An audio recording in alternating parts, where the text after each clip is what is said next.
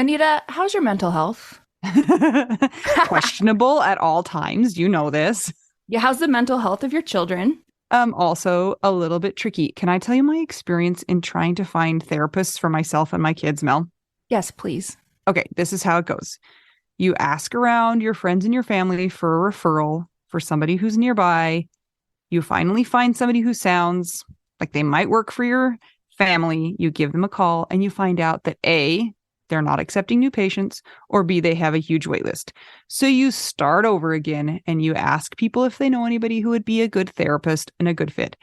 Finally, you find one, you go and you meet with them, and you figure out that you don't actually like them that much. But it's been so much work to find somebody who you can go to in your area that you're kind of stuck with them.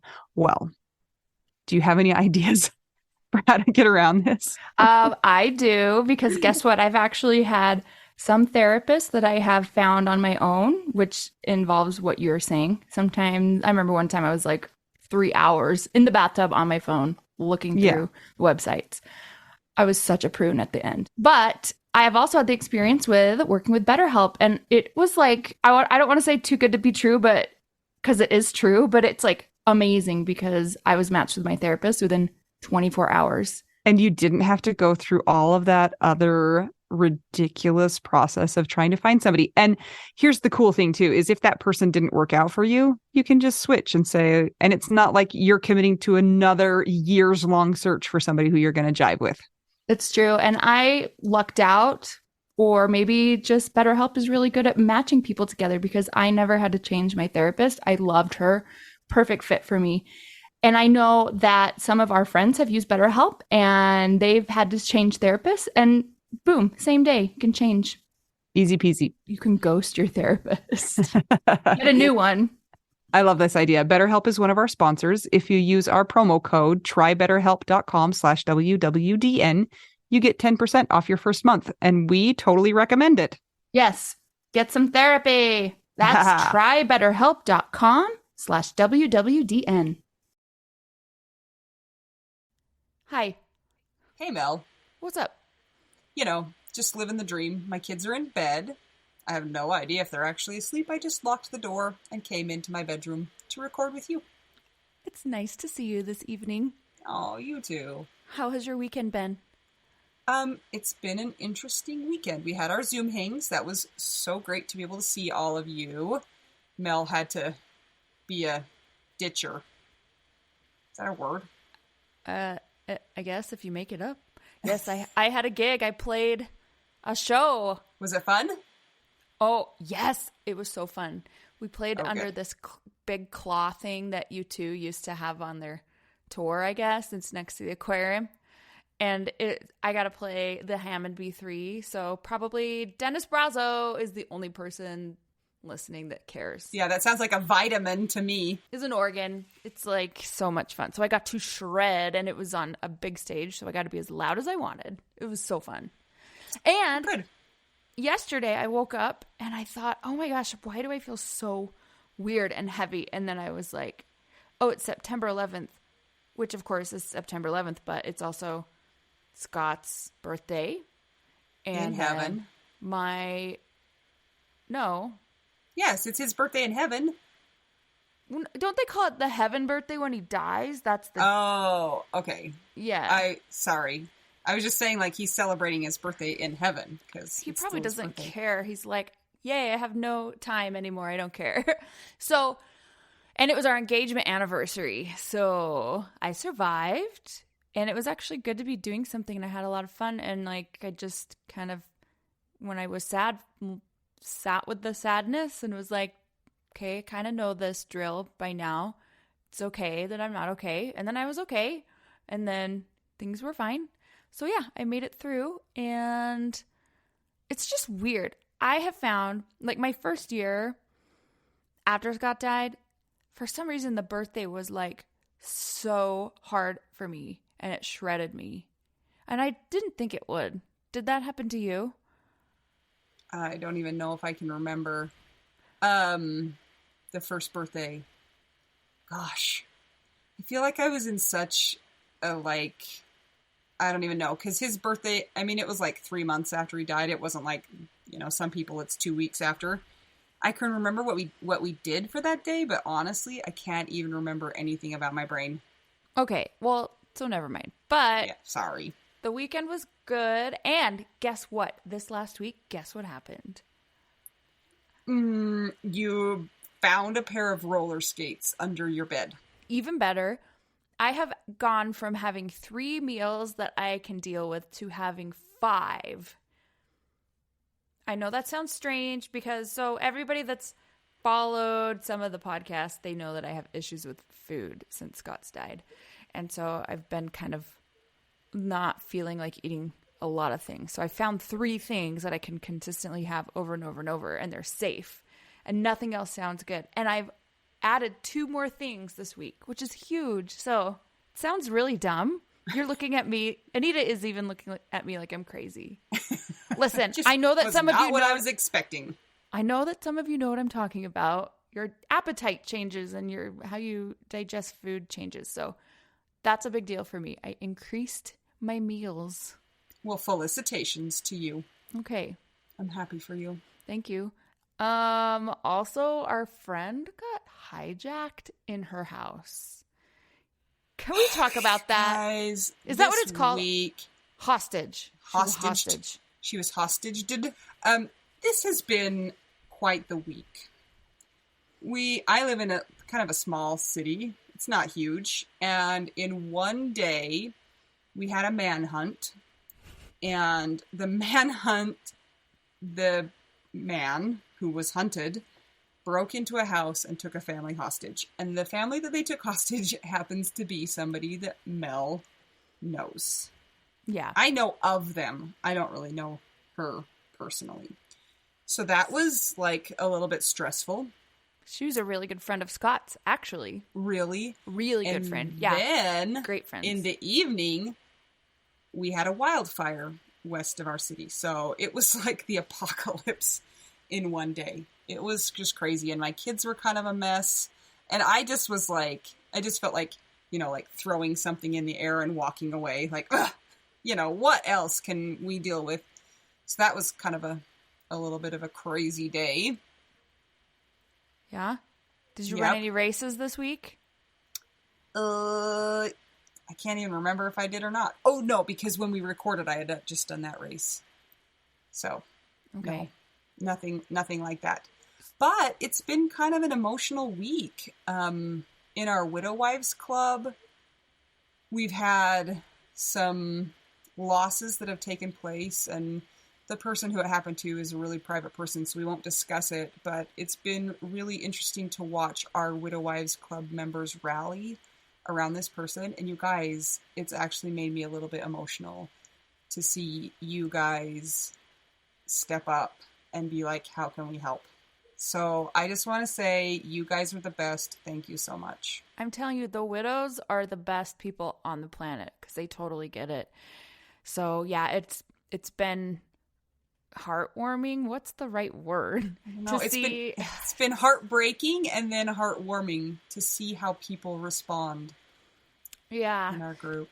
So it's funny that you mentioned the Widow Wives Club, Anita, because you and I have on and off tried to bat around the idea of in-person meetups. But of course, COVID is a problem. But I am announcing today, we have started phase 1 of in-person meetups. Now, that doesn't mean they're ready to actually follow through yet. But as some bans are being lifted and people are kind of figuring out what they're able to do in their area, we have several people around various points of the country and the world that we've reached out to, and they are going to start some of those things. And it's going to be so fun. So we will make sure that we announce more details in the Widow Wives Club. So if you are a listener to our podcast and you want to be a part of these, or if you would like to start one up in your area, please join the Widow Wives Club because we're going to make posts about it, and we need your guys' help to start that because we don't live where you live. And we can facilitate Zoom hangs, and we could maybe a couple times a year do something where we all travel eventually somewhere to be together. But it is very, very important, as we all know, to have community around us. And for those who really are needing in-person friends and activities and fun. I mean, let's talk about fun. Come on. We all need that. That's what this is for. So currently we have a few in California that we are talking about, and in England and Utah. So if you are a widow and you know of some other widows that you might want to reach out to that might want to join a Widow Wives Club meetup in your area, stay tuned. Email us, or when we make the post in the Widow Wives Club, comment on it, and we will help that get started. So, yay for phase 1.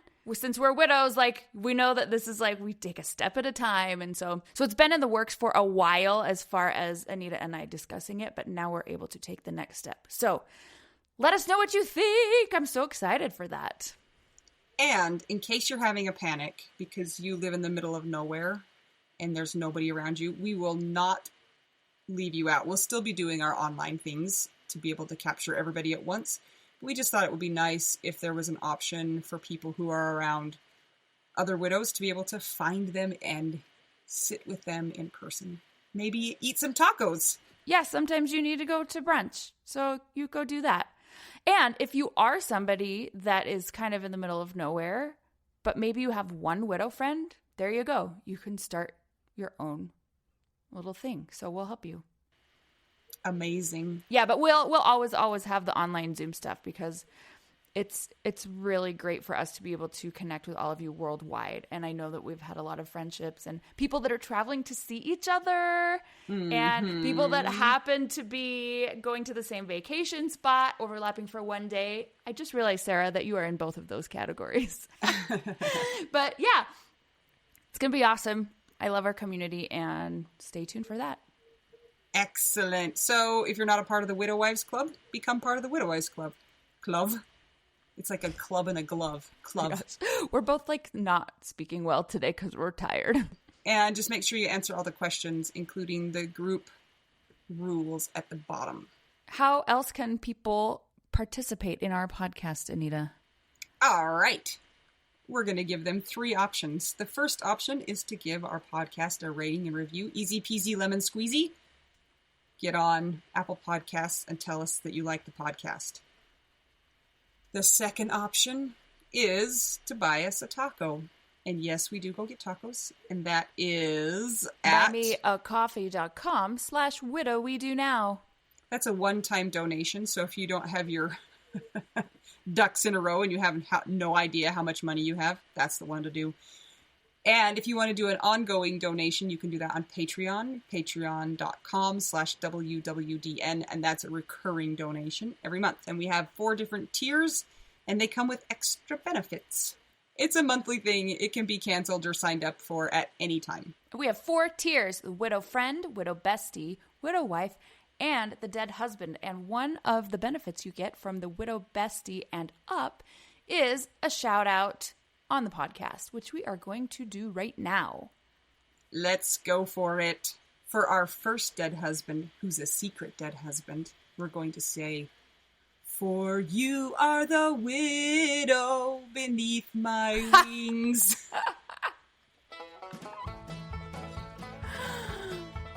Okay. Constance Dahlbach. David Kelly. Dawn Satterwhite. Gail Paxton. Welcome, Gail. Ivan the Misner. Galveston, oh Galveston. Kat. Krista Waite. Amy. Amy Sapp. Ashley Hahn. Ashley Yes, Hahn. I did right. Christina Shiflett. Danielle Katterberg. Not a Debbie Downer. Dennis Barroso. Jenny Taylor. Jenny Wing. Kathy Murray. Kirsten Stromberg. Spooky Scary. I'm wearing my werewolf shirt right now, Kirsten. Leslie Webb. Missy Schubert. Rachel Barbosa. Welcome back. Woo, woo. Sarah Morris. Sylvia Shore, my mom. Happy birthday. Happy birthday, Mom. I hope you liked the cheesecake I gave you. Karen Cornejo. Vicky Spit, the lover and keeper of all the animals. And the widow of Kirka. Kirka? How do you say that? Kirka? Kirka. Kirka. Kirka. Kirka. Kirk. Help Kirk. us, Vicky, help. Yeah, Help. tell us how to say that. It's probably dumb and easy. Like Kirk. It's just Kirk. Yeah. The hot is Kirka. silent. It's probably Kirka. Kirka. Okay. She's a new dog. It's so cute. Anna Tracy. Christina Scambato. Christine Anderson. Mindy Holmgren. Dawn Barber. Not Dawn the Barber of Fleet Street. Debbie Fells. Welcome. Diana Becker. Emily Thornton. Emily Toledo. Aaron Posick. Gabe Lozano. Ian Sweeney. Ileana Bell. Happy birthday! Yes.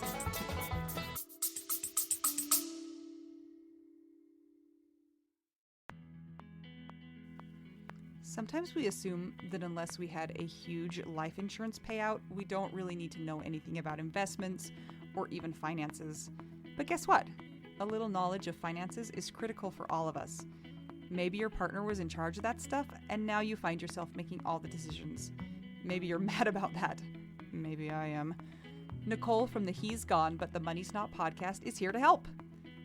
She tackles financial literacy by telling the stories of women and widows and finance experts and shares the lessons they've learned as certified financial planners. Whether you know a lot and feel confident in your financial decisions or feel unsure about all of that stuff, there is more to learn.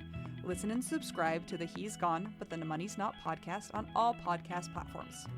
This ad was paid for by Rockhouse Financial, an SEC registered investment advisor.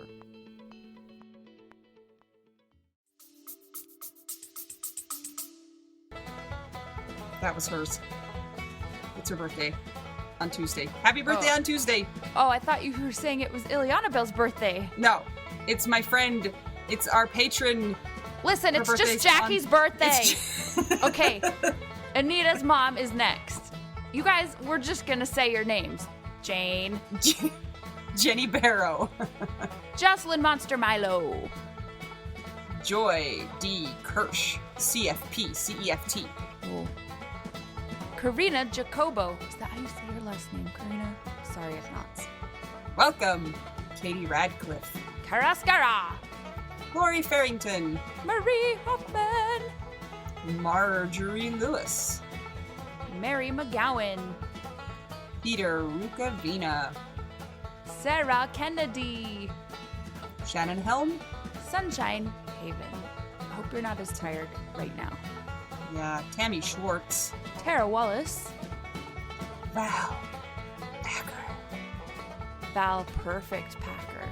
Okay, I have one for Wendy then. Okay, go. And Dust Bunny Wendy. Oh, in your belly button, Dust Bunny? Do you know that Jason used to get crazy belly button lint? Okay, gross. Let's end this session. Barf. I thought that No was offense. That's gross. I thought that was a myth. Okay, It's not. I don't think it's a myth, but thank you for the fun fact and the visual. And now I I feel can like tell I you can more. smell it. I don't want to know It anything. didn't smell bad. Oh no, it didn't smell bad. Okay. Okay. Anyway. Wow. Thank you, Anita, for that description.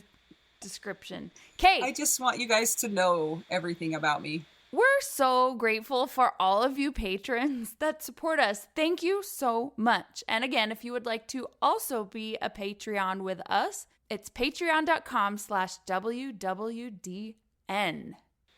Yes. Thank you. Let's get to our episode, can we? Sure, I guess. That's why we're here Oh, most cool. of the time. Let's do it. I'm Anita. I'm Mel. We are two young widows, and we are just trying to figure out for the love. Widow, we knew now. Yeah. Yeah. This episode is sponsored by the Misner Family Foundation in memory of Elisabeth Misner. Today, we have a guest, a special guest, and her name is, we say that every time, Susan, and if I get this wrong, we'll do it again. Susan Hannifin-MacNab. Did I do it right? You got it. Yes! Thank you. So great to be here. Susan, can you tell us where you're recording from? I am recording from my home office in San Diego, California. Uh, Come on, guys, come on over. we actually might be in about a month and a half. Yay. How is it in San Diego? We have all of California's smoke, but I think that you guys have just passed it on to us and you don't have it. Or do you? Yeah, I think we were really nice and we did pass it to you. I'm in the southernmost place in California and it is clear. It has been clear the whole time. I know, sorry. Maybe there's hope for us, though, in like 3 months. Yes. Yeah, I think so. And then it will be next summer and everything will be on fire again. I know. It's so that's just how it unfortunate. is. Yeah. Well, we're happy that you are not in smoke and we got all of your smoke. But San Diego's got to be beautiful and we're a little bit jealous. Well, you're welcome to come over anytime. It's about 82 today and the tourists are almost gone for the season. And it'll be even more beautiful when it's a little more empty. So in September, October, November, it's beautiful. Come on over. I like that. More empty, less people. Yes. More beach to yourself, right? More sand to yourself. Susan, you have so much that we need to talk about. So let's get right into it. And why don't you tell us about you, a little bit about you, what you do for a job, and then let's get into the widowhood stuff, shall we? Let's do it. Okay. So I am a teacher and a social worker. And I was doing those things. I was actually trained as a K through 12 teacher, elementary, middle, high school, and did lots of teaching with kids of all ages. And then I got into social work because I really was more interested in the social, emotional, behavioral piece. Okay. Wait. Yes. Are you an official saint? Because teacher equals sainthood, and then you went and became a social worker, so that's also sainthood. Double saint. Wow, thank you. I have double halos, I guess. Welcome. Yeah. She's got a double-decker halo. Double-decker. Tell us more. Well, so I was already a teacher and already a social worker. I met a lovely guy in San Diego who was a surfer, getting his master's and then PhD in international business, which took us to Hawaii. I know, another awful place, right?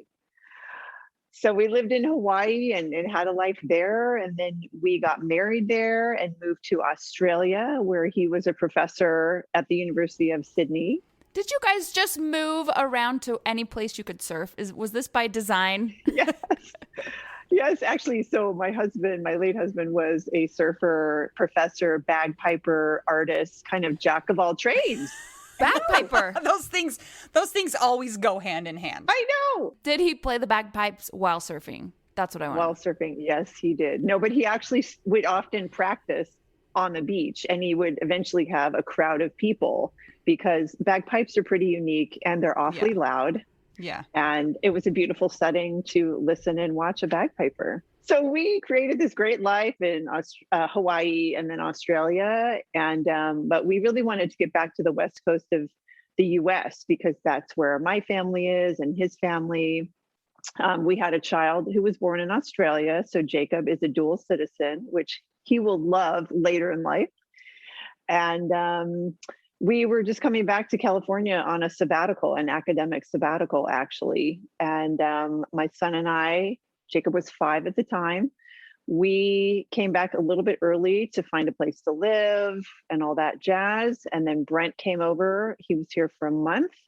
He went out for a drive in the local mountains and did not return for dinner. He did not return for breakfast and was missing for 2 weeks. 2 weeks? What? Yes. Okay. That's not stressful. No. At all. Right. What happened?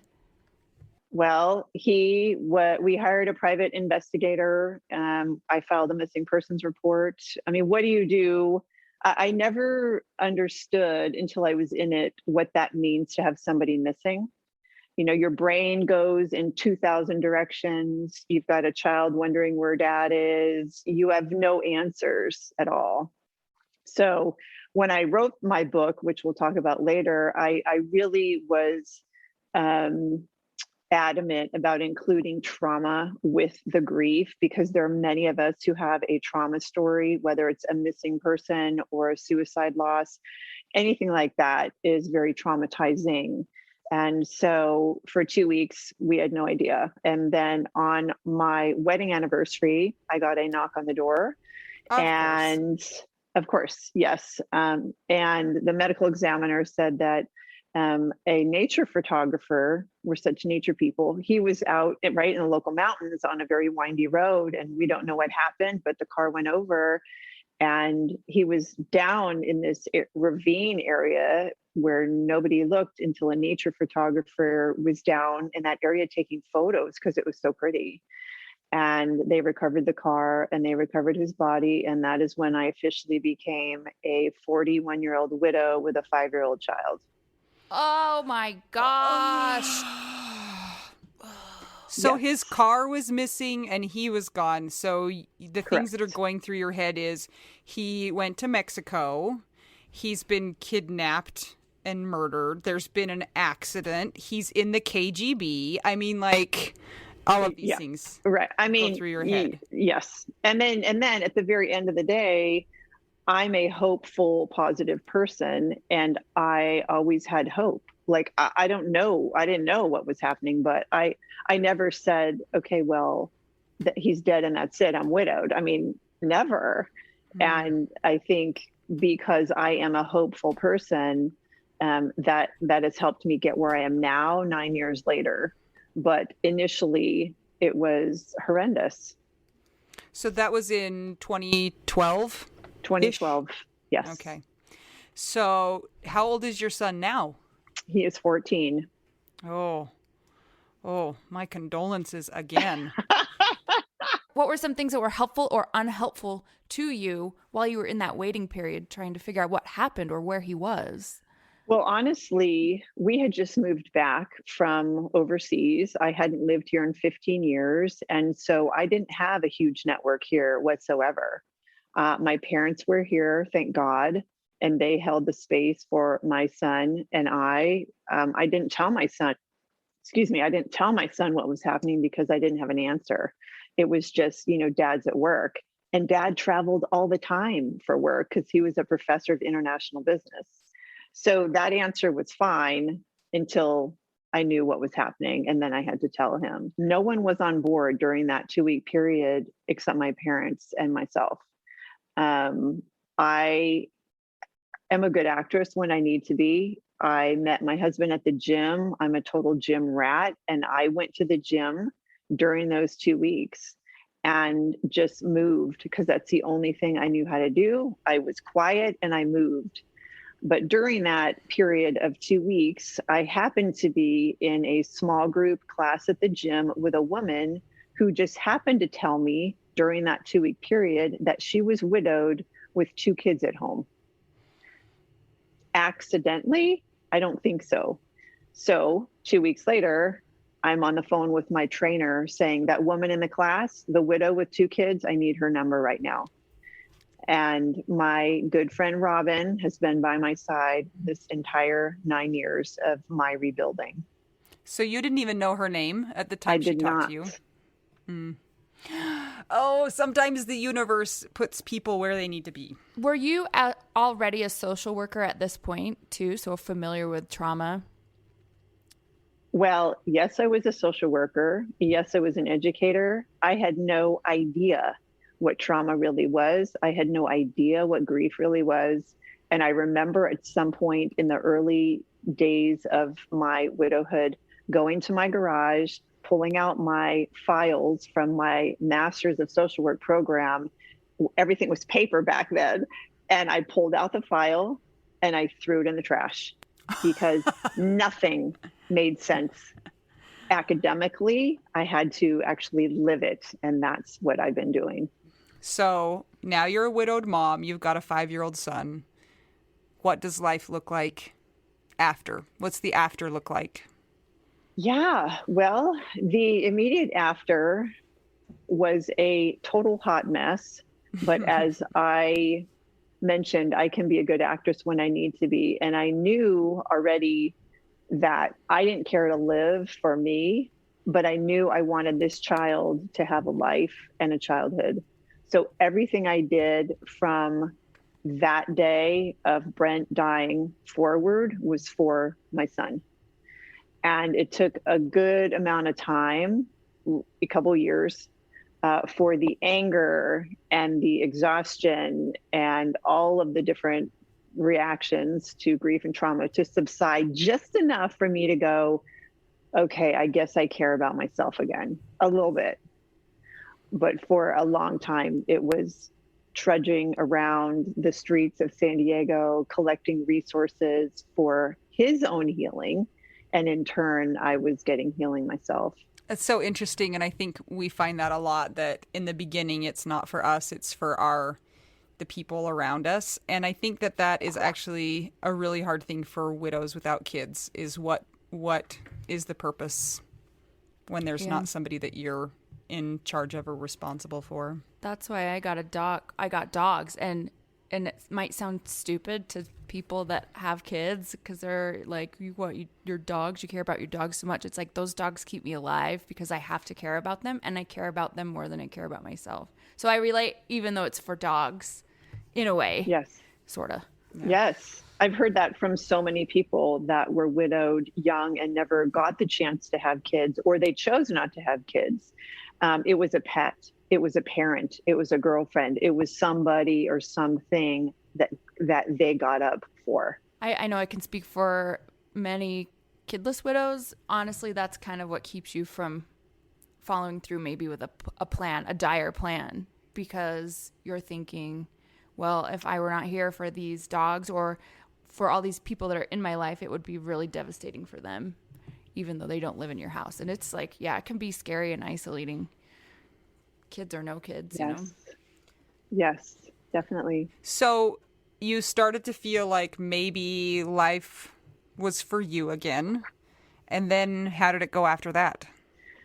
Well, I'll tell you, I mentioned Robin, who was my buddy at the gym, who's been my peer mentor and friend for the last 9 years. That summer that Brent died, a week after Brent died, she was going to this thing called Camp Widow. And I thought that sounded like the most horrific place I never wanted to ever be. So she went, off she goes. The next year comes around and she says, listen, I think maybe you want to come with me. And I said, I think not. She twisted my arm, and a year after Brent died, I walked into Camp Widow, which is run by Soaring Spirits International. It was downtown at the Marriott in San Diego here. And it was the greatest weekend I never wanted to attend. I was surrounded by hundreds of young, older widows, kids, no kids. I mean, all diversity, sexual orientations. I mean, it was like, if you are living with the death of your life partner, your spouse, your person, you are welcome here. And that's when I finally realized I'm not alone. And that's when I started caring even a little bit about me, and maybe I could do something to help those behind me, because as a social worker, that's kind of how I'm built anyway. Like, what can I do for others? So what did you start doing for Soaring Spirits? Well, after Camp Widow, which was the greatest place I never wanted to be, I came home, which was 20 minutes up the street. And I said, oh my gosh, like, all those people are not here in my daily life. Thank goodness I had Robin at the gym, who I saw, but I needed more widowed people. I needed more. So I emailed Michelle Neff-Hernandez, who's the founder and CEO. And I said, hi, I was just at Camp Widow. This is me. And do you have any resources in San Diego? Because I need more people. I need more widowed people. And she said, well, I don't, but we're starting these regional social groups, a program underneath Soaring Spirits called Regional Social Groups. These are widowed people who get together twice a month in their local communities and create kind of their mini own Camp Widow, meeting at coffee shops, meeting at the park, the beach, wherever. Would you want to do that? And I thought, no, I don't want to do that. But of course, I'm an organizer, community, social worker person. And I said, yes. So I go to Robin, my friend, and I say, hey, guess what? And she was 4 years ahead of me. And so thankfully she said, I will do this with you. So Robin and I in 2013 started the San Diego regional group of Soaring Spirits International that now has been running for 8 years. And there are probably 400 people that have come through that regional group. And interestingly enough, now 9 years later, I work for Soaring Spirits International and I manage the regional group leaders. Oh, all right. That's amazing. Yeah, okay, I have a question. Full circle. Yes. I have a question about Soaring Spirits. So when was it started? Do you 13 know? years ago. Okay. Soaring Spirits started. So it was. That's math. What year is that? I know. It was 4 years old when you went to Camp Widow? That's about right. Yes. Okay. And did they do Camp Widow every year, like since the inception of Soaring Spirits? So Camp Widow San Diego was the first one. And then Tampa, there's Camp Widow Tampa, and there's also Camp Widow Toronto. And I don't recall which one came first, Toronto or Tampa. There was one in South Carolina for a little while, but they knew they wanted one on the west coast of the U.S., one on the east coast of the U.S., and then one in Canada. So that's been quite a few years that Camp Widow has been put on. You guys are probably pretty good at it by now. We have a knack for it now. It's been a huge team effort for sure. We first heard about Soaring Spirits Pen Pal program. Will you tell us about that? Well, that's interesting you bring that up because the Pen Pal program was the very, very first program that Soaring Spirits offered, the very first one, and it's still running. So right now we have tons of programs. We have the Widowed Pen Pal program. We have Widowed Village, which is an online forum with a huge library of books for widowed people. This is widowedvillage.org. Anybody can go and click there. Inside Widowed Village, we have weekly phone calls on Zoom. There's Zoom gatherings for newly widowed people. That's every Tuesday from 3 to 4:30 Pacific. There's lots of activity going on in Widowed Village, including a call for people widowed by COVID. So Widowed Village, then of course we have Camp Widow, which is in San Diego, Tampa, and Toronto. In 2020, we ran Camp Widow virtual twice. So that could be an option in the future as well, just so, because so many people could access that regardless of a pandemic. They could sit from home and be at a conference. Oh my goodness, we've got the regional social groups. We have over 100 volunteer widowed leaders who volunteer to lead a group in their local community. We have over 75 groups in Canada, US, and Ireland. So when people want to form a new chapter, they just get in touch with Soaring Spirits and you guys facilitate them volunteering to do that, right? So it's not like it's a static, these are the only chapters we have. There's Exactly. They would actually contact me. They can contact me. I know, Susan at soaringspirits.org. And I onboard and train the regional leaders. So if someone's interested in forming a group, they can contact me. I'll give them all the information they need about how to do that. And then once they become a regional leader, we have a very tight group of people who are regional leaders. I call them Team Awesome, the regional leader team. And we have trainings every month.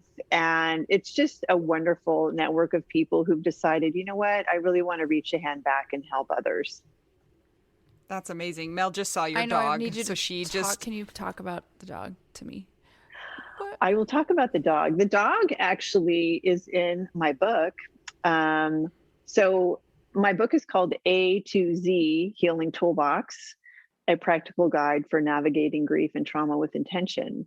And in the book are 26 tools that help people navigate grief and trauma. And letter A is animals. So there's the why. Why do animals help us heal? They decrease our anxiety. They decrease our depression. They force us, as Mel said, to get outside and care about something else. They decrease our isolation, and they actually increase our levels of bonding hormone, oxytocin, and serotonin, which is the happy hormone. So this guy is an actual therapy dog. He sometimes comes to Camp Widow, and his name is Kai, Kai, which means ocean in Hawaiian. Oh, And I did not know that. Yes, he is a wonderful Australian Labradoodle. How old is Kai? He is now 7. We got him as a puppy 2 years after Brent died. I hope he comes to Camp Widow, because guess what is exciting for us? Anita and I are going to attend our first Camp Widow ever and present. Yay! Hopefully we don't alienate all the people forevermore from coming to Camp Widow because of us, but They're going to quit. They're going to be like, never more. We're not even doing Camp Widow anymore. If you just send Anita and Mel burned it down. and if you just send Kai to our presentation, everything's going to be fine. Okay, fine. perfect. So, Susan, I want to know more about the book. How did you get the idea to write it? Where did it come from? Tell us the process. Good question. So there I was at Camp Widow. And Ooh, I love it when the story starts with, there I know, was. right? There I was at Camp Widow. And Camp Widow is full of workshops, right? You can choose which workshops you want to go to. And I went to a variety, including how do you help a child who's grieving? What do you do with their belongings? All the different things. And I came home from that weekend and I really thought, I can teach a workshop. I'm a teacher. So I emailed Michelle again at some point in that year, the next year, and I said, I am available to teach a workshop, and here's my idea. And the idea was, at the time, I called it the Alphabet Healing Toolbox, because I was in San Diego running around gathering every resource, every person, every possible thing that could help my son and I heal. And because I'm an organized teacher person, I put that material into a 3-ring binder. And of course, I had to categorize it, right? A, B, C, D, E. So A became animals. How are they helping us? What's the deal with therapy dogs, equine therapy, all of that stuff. B What about became parakeets? all of it, all the animals, even if you can't hold them. One of my good friends actually was a dolphin trainer before her fiance died, and she went back to spend time with the dolphins, because it just being near animals, just watching a fish swim is meditative, and it changes what's happening in our brain.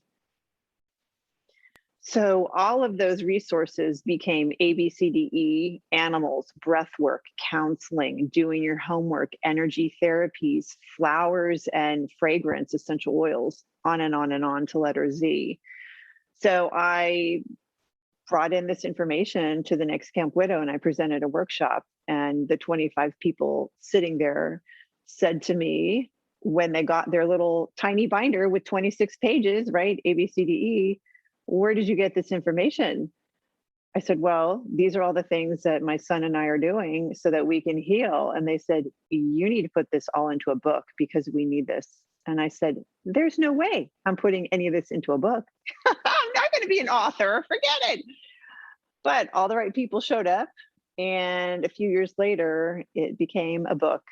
And inside the book are all the tools. So the chapters are very easy to maneuver because the grieving and traumatized brain can't handle much at once.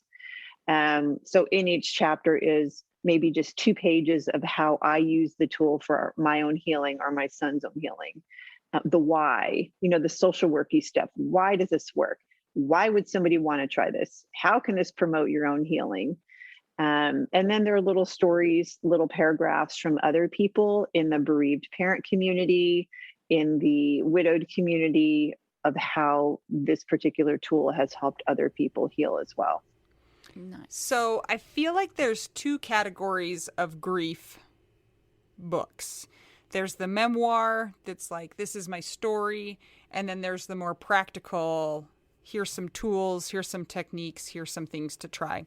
And I kind of love it when I get a book. I mean, I love to read people's stories also. I mean, like our podcast is all about stories, but I also like it when people give me concrete things to try.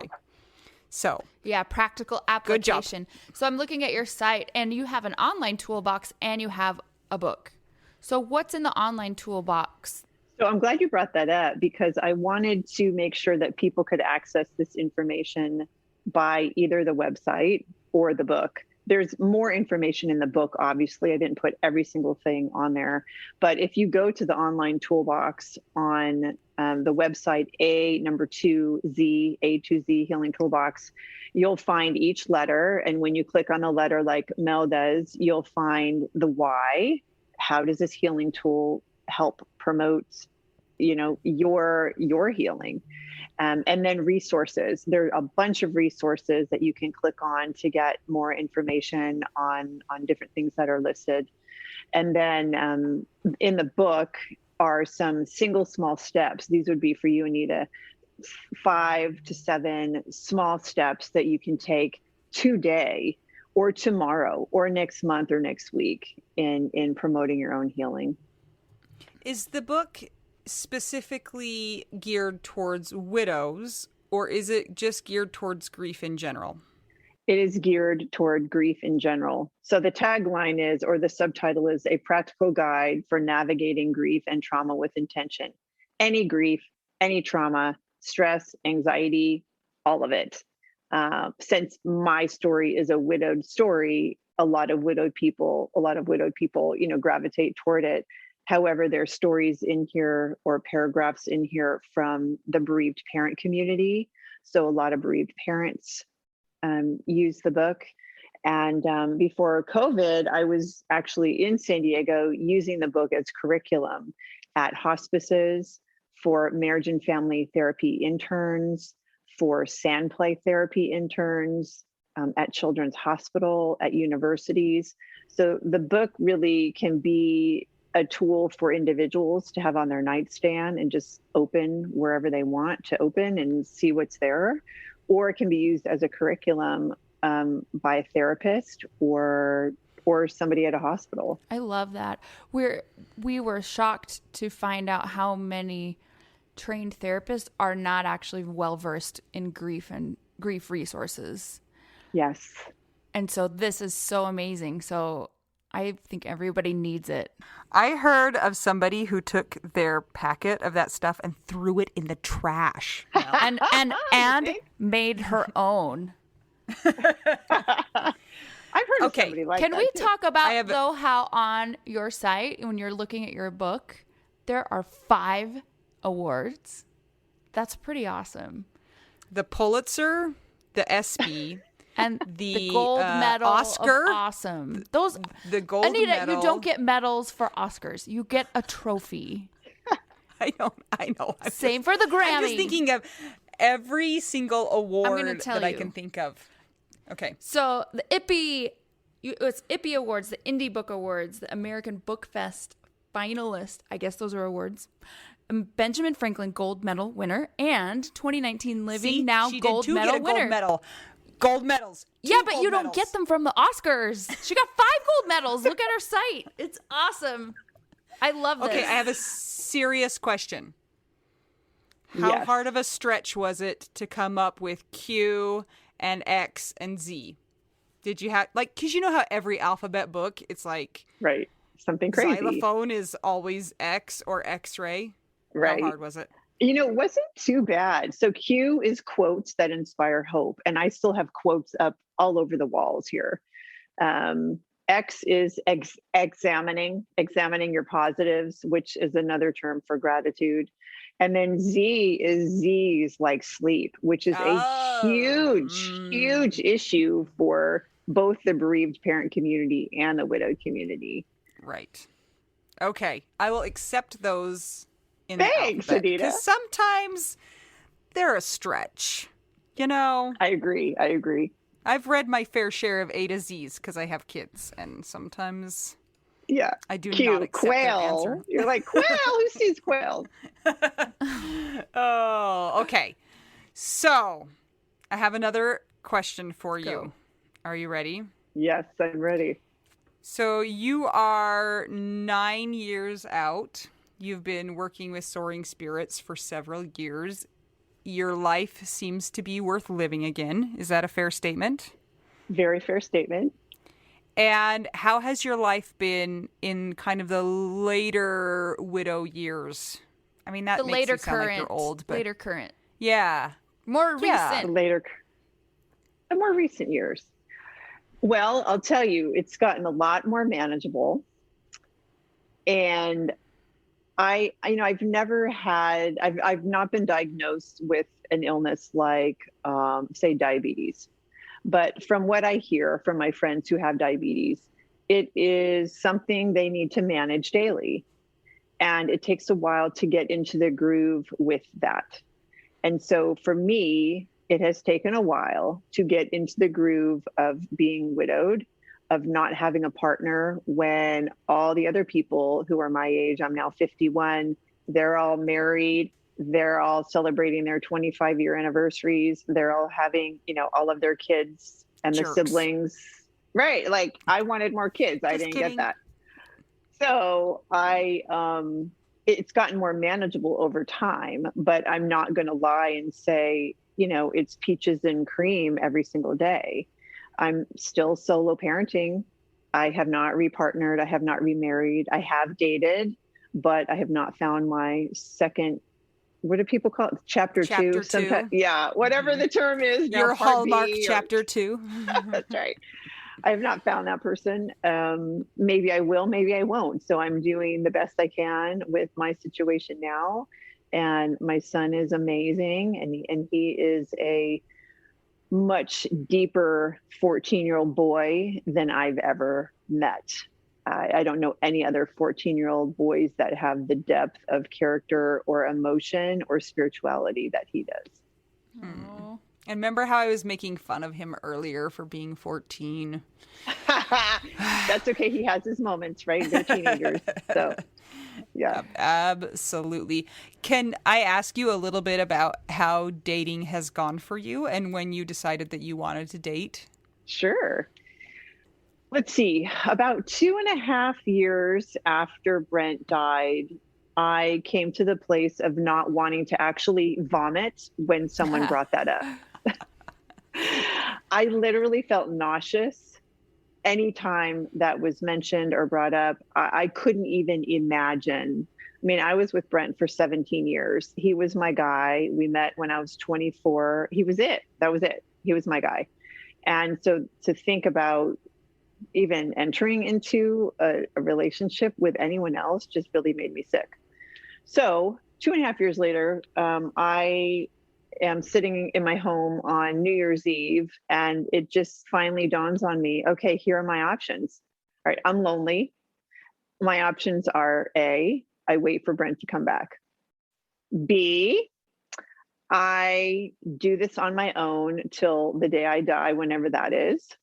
Or C, I figure out how to date in my 40s. And I decided to go with option C, to stick a toe in the dating world. And fortunately, I had a friend, Robin, who's 4 years ahead of me, and she's already been down this road. So she took me shopping. I had no dating. I had no clothes. I was wandering around in sweats and a tank top, or jeans, ripped up jeans and a tank top. So she said, there's this thing called online dating. And I went, oh my gosh, that gives me anxiety even to think about it, because I was not in the online dating. Me either. Oh, I know, me either. But I said, okay, I lean into the discomfort. I think that's Brene Brown, lean into the discomfort. And this whole widowed thing is completely uncomfortable. It's discomfort 180 degrees. So she took me shopping. She took some photos, and then I had an online profile. And over the last 6 years, I've been on and off different websites, everything from eHarmony to Match to Plenty of Fish to Bumble to Hinge. Am I missing any? I didn't even know half of Well, those probably existed. Grinder, but I I know. don't think that's for your demographic. Maybe not. No, I'm not quite into silver singles, but some people are going that direction. I'm like, Yeah. and I never did Tinder. I mean, there's a million different ones to look into. So I, have been on and off of these, a lot of off. I dated 2 different guys about 9 months each. And then a lot of one and done. I say, one date and no thank you, nice, but no thanks. And now I'm in this place of, I kind of have my protocol, my dating protocol. Only 1% of the people even get through my little window. And so I'm pretty hardcore now. Like I don't date a lot. And if I will date someone, he's gone through an entire process. Yeah. Good. A 12-step vetting process. Yes. I think that's Exactly. appropriate for sure. Yeah. Yes. So, That's and the vetting, it's not amazing. really 12 step, but for me, I mean, I can share that too. For anyone listening who's thinking about dating, it's really helpful. Tell us. Right. Okay. So the first thing is, right, I know what kind of person I'm looking for. I mean, Alive. That's alive. top of the list. Okay. Exactly. Right. Mhm. Maybe certain education level, maybe certain proximity. I'm not going to go, I have a child I'm raising. I can't date someone in Arizona or Florida or Timbuktu, right? He's got to be within 30 miles.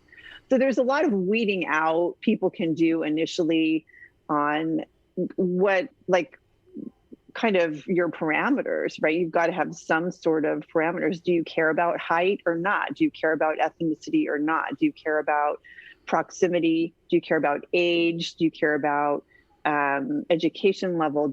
What do you care about, right? And so the people that don't fit that, you can immediately no. Okay, then you're left with this pool, right? Of, okay, well, now here are some people. Let me show some interest. Well, if they're not interested back, okay, they're gone. Okay, so now you're left with a smaller pool of people that are interested maybe to talk to you and you want to talk to them. Then I go into, well, how long have you been separated or divorced? Because 90% of the people out there are not widowed. They are separated or divorced. And if they say I've been separated for 6 months, I go, bye, nice to meet you. Very, very wise. I'm not doing the separated thing, and if you've only been divorced for a year or 6 months or some small amount of time, I've learned that they're not done with their process of unhooking from the marriage and how are you co-parenting? If you have kids, how's that going?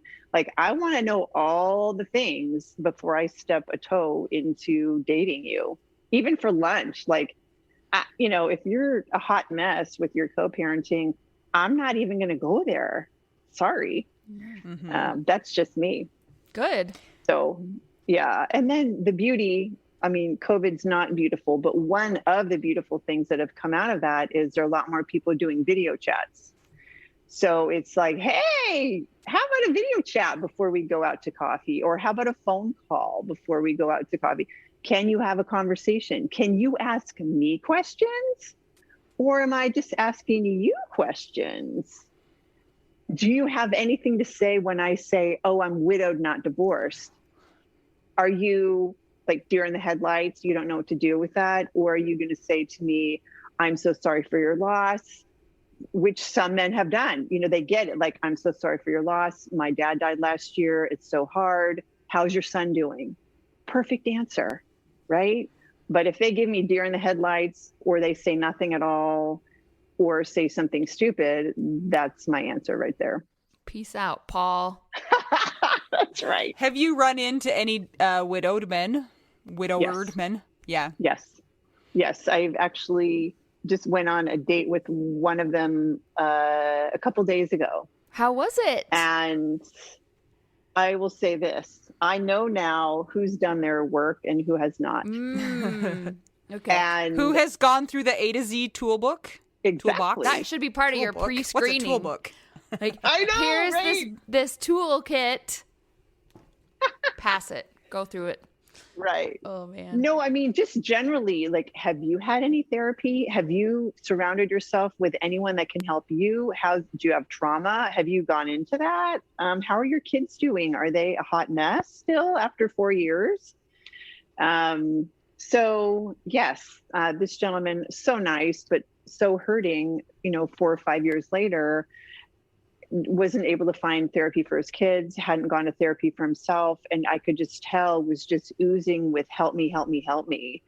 And so right then I said, okay, I'm going to help. I'm not going to date you. I didn't say that to him, but to myself, like, I'm not going to date you, but I will help you. And I gave him all the information on Camp Widow. He has signed up to go.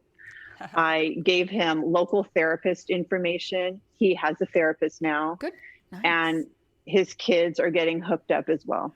Wow. That sounds like one of those things that the universe is like, you're going to go out with this person. It's not going to have anything to do with the outcome. You're put in the path to help promote healing. And like you were talking about, reaching back to help others behind you. Somebody else.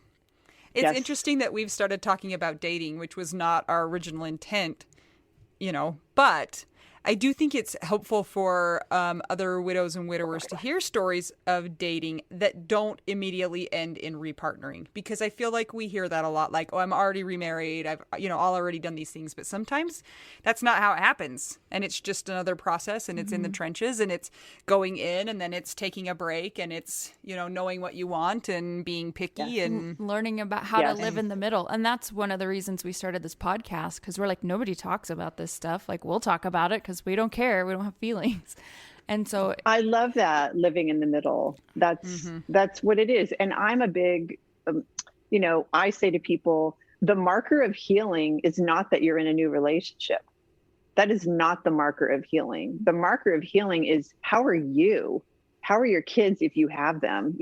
How are you? Like, how's your soul? How's your emotional state? How's your psychology?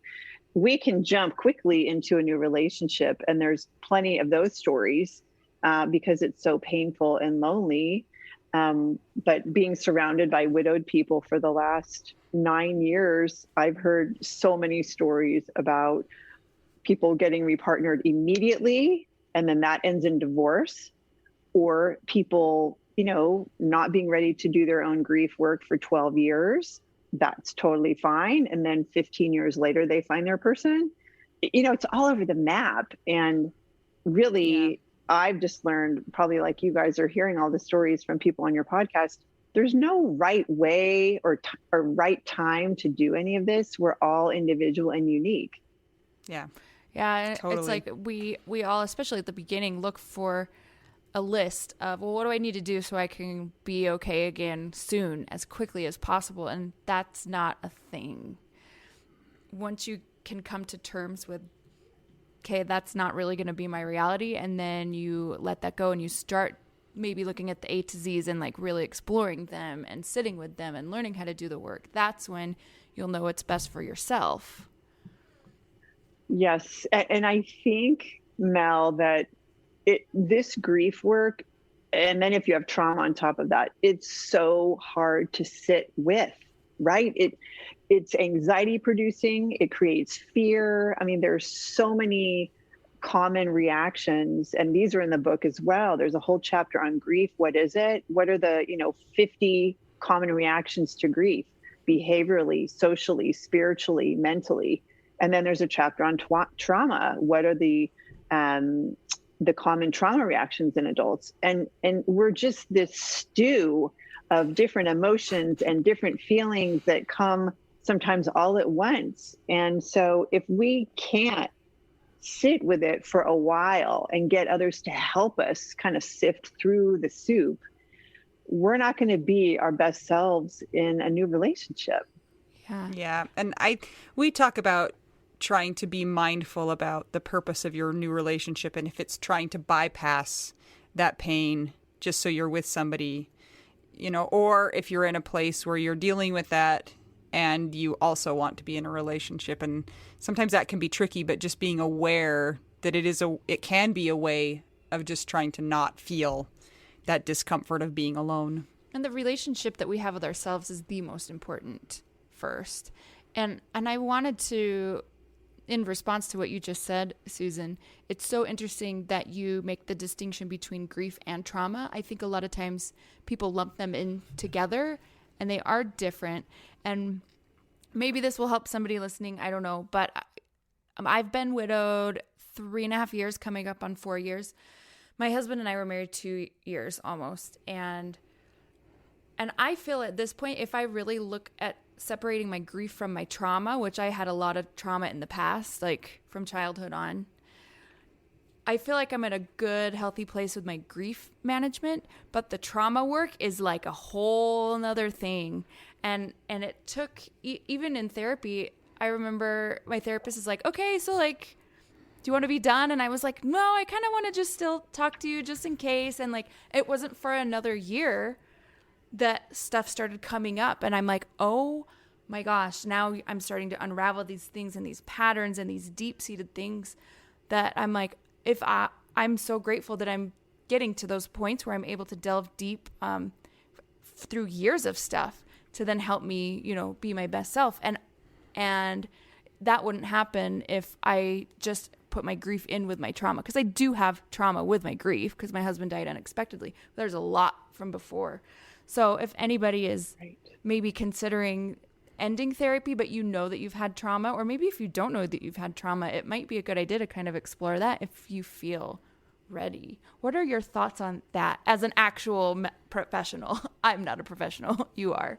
Right. Yet. No, yes to everything you said. And how I explain it to people is, if you can picture a Venn diagram, and for those of us who haven't had algebra or geometry in a long time, a Venn diagram is two circles that have an intersecting point in the middle. So if one of the circles is grief and all the reactions over here, and one is trauma with all the reactions over here, they do have an intersecting overlap area. However, they do also have some differences. And I had no idea, even though I was a social worker, I had no idea that I was traumatized. I thought, well, my husband is dead. Now I'm grieving. Okay. But no one said to me, well, trauma is actually why your nervous system has been completely derailed. You can't sleep. You're having nightmares. You're having flashbacks. You're having anxiety attacks. You're having all of these symptoms that are manifesting in and through your nervous system. My heart rate was through the roof. I couldn't breathe anymore. I mean, those are things that happen with a trauma experience, and can also happen to a lesser degree with grief. But the hundreds of people I've talked to that didn't have trauma embedded kind of look at what I'm talking about and go, oh, I didn't have that. Like, I didn't have those nightmares, flashbacks. My nervous system was okay. I was sad and I couldn't sleep, but I wasn't a complete hot mess like you. So once I figured out that, oh my gosh, there's this whole trauma piece that I need to deal with, I went looking for therapists that specialize in trauma therapy. So that could be somebody who does EMDR. And for those people who don't know what that stands for, EMDR stands for eye movement desensitization and reprocessing. And it's a type of therapy that was coined by a woman named Francine Shapiro back in the 70s, when all these Vietnam veterans were coming back completely traumatized with post-traumatic stress. And it's a non-invasive type of experience where you're sitting face to face with the therapist, and they've got two fingers and they're kind of moving them across your eyes so that you're watching their fingers and your eyes are moving back and forth, back and forth.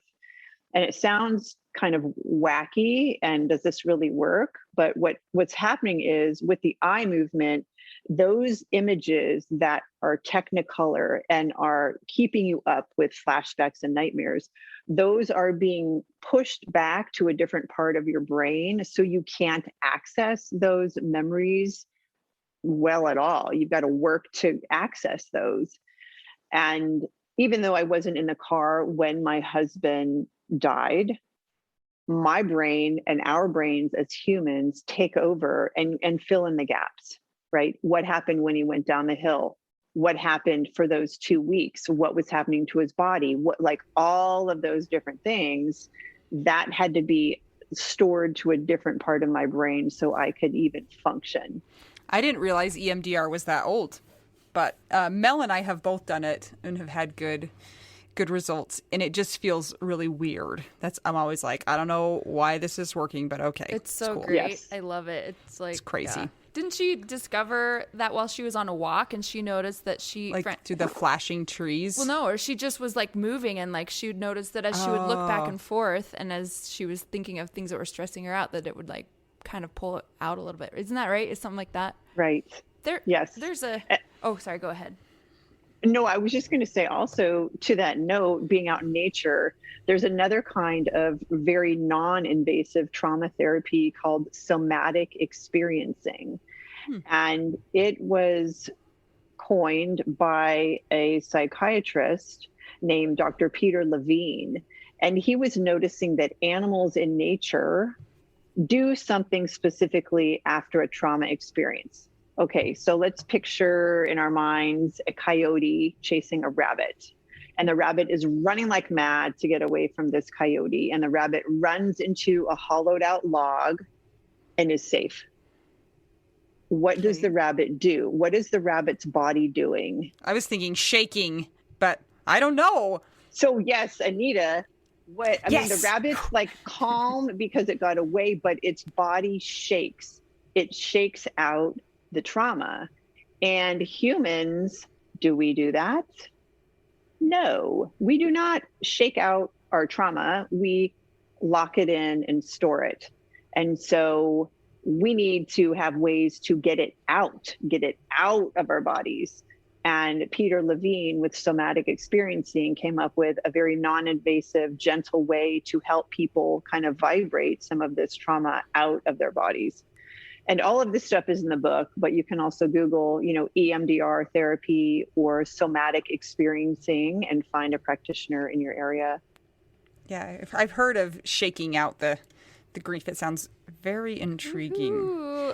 Like in my mind, I imagine those, those like commercials, the old timey commercials of the guy in the gym with that like thing that was on his back that like shook him back and forth. That's what I imagine. Jiggler Sounds. Oh man, it has been so great to talk to you today, Susan. We are so excited to hear and see you at Camp Widow, and you're just a wealth of knowledge and experience, and we really appreciate you being here today. So thank you. Well, thank you so much for having me, and I look forward to seeing you at Camp Widow. Just one question about Camp Widow before we wrap up.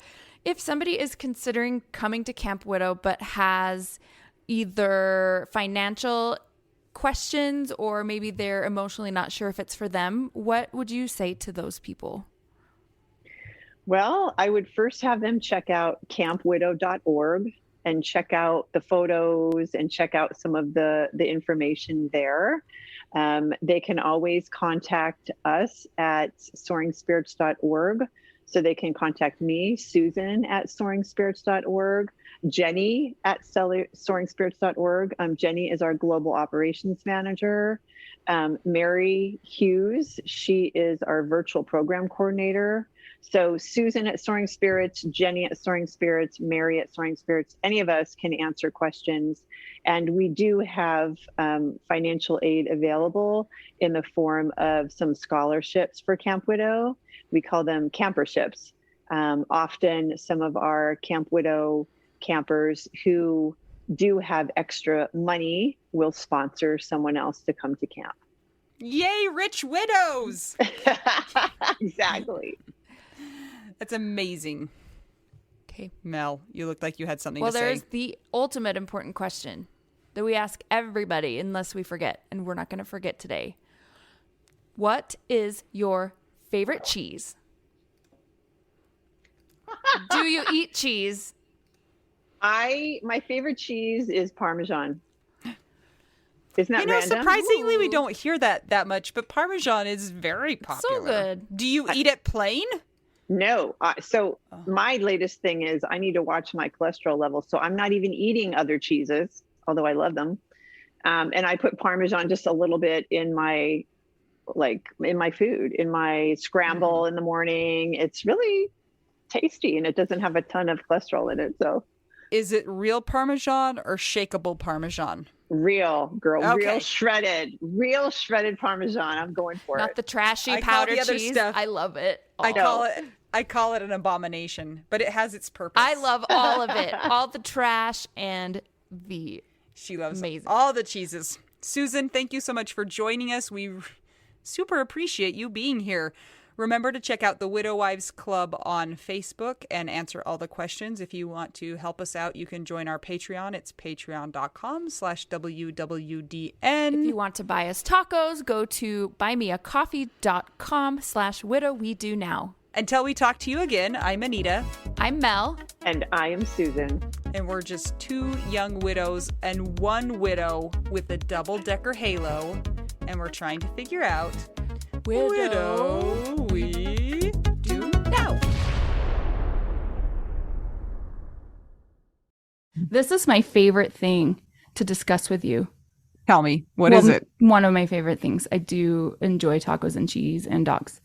This is about how you cannot pay hundreds and hundreds of dollars for a phone plan, especially when you're a widow, your person is dead, you might have kids, you might need another option, and you just want your phone to work, you want unlimited texting and service, and you want it to be like $25 a month.